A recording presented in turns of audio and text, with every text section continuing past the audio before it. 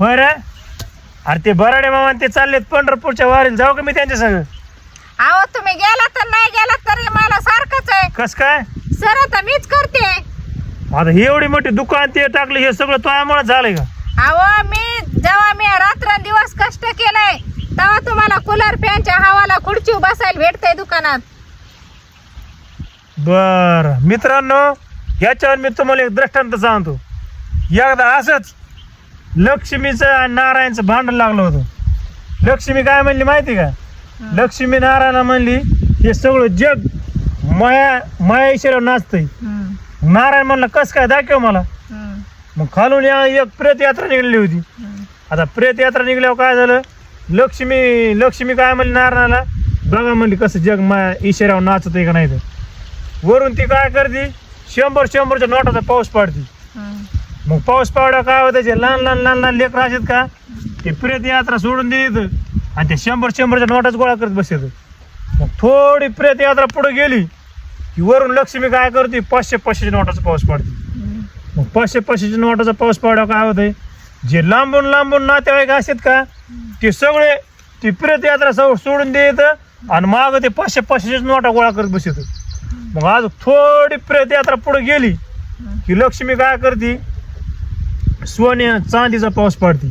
आणि सोना चांदीचा पाऊस पावडा काय होतंय, जे नातेवाईक असतात का, ते सगळेच नातेवाईक प्रेत यात्रा सोडून देत आणि ते सोनं चांदीच गोळा करत बसत.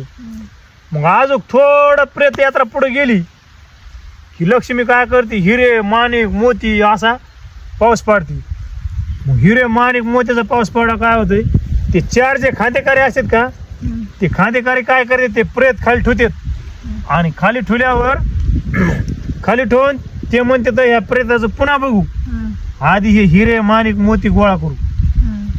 मग काय होतंय, लक्ष्मी नारायणला काय म्हणते, बघा म्हणली सगळं जग माया ईश्वरावर नाचतंय का नाही. पण नारायण लक्ष्मीला काय म्हणतोय, सगळं जग तुझ्या ईश्वरावर नाचतंय, पण हे जे प्रेत आहे का, या प्रेताला म्हणा हे हिरे माणिक मोती सोनं पैसा हे गोळा करून दाखव. त्या टायमाला ती लक्ष्मी म्हणते ही शक्ती माझ्यात नाही. त्या टायमाला नारायण म्हणतो त्याच्यामध्ये मी बसलेलो आहे आणि जिथं नारायण आहे तिथंच लक्ष्मी. ज्याच्यात नारायण नाही तो लक्ष्मी सुद्धा गोळा करू शकत नाही. म्हणून माझ्यामुळं तूच, तुझ्यामुळं मी नाही. तर मित्रांनो, मला ह्याच्यातून सांगायचं काय होतं, कर्तुम अन्यथा कर्तुम, उत्पत्ती स्थिती आणि लय, जन्म देणारा सांभाळ करणारा आणि सहन करणारा हा देव आहे. आणि जो देवाची भक्ती करीन त्याच्या मागे लक्ष्मीला यावंच लागन. ही लाखातली एक गोष्ट आहे.